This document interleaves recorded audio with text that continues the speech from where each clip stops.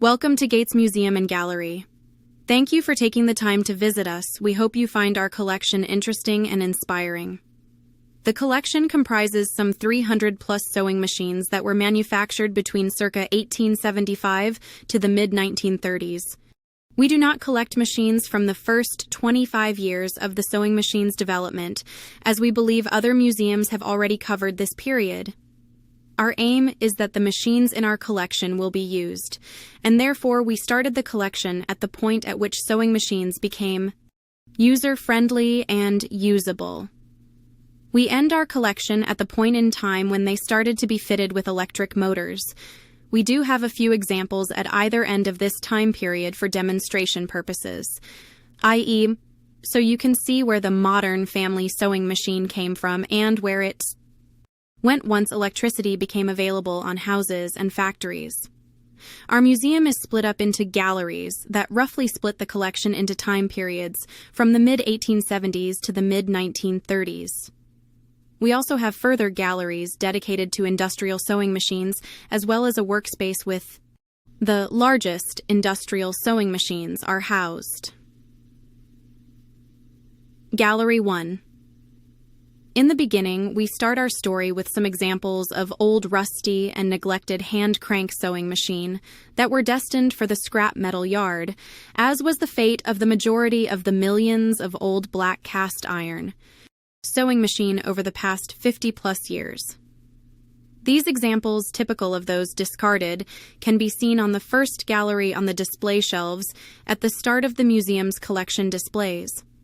We include these examples as they were the inspiration to save unwanted and neglected machines from being thrown away. This began when I came across around 20 old sewing machines on the pavement outside a charity shop in Horsham, Surrey, some 20-odd years ago.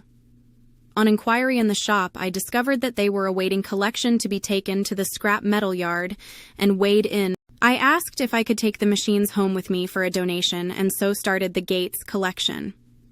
20 years later, the museum was opened to the public on the start of their new journey to be loved and used by today's and future generations.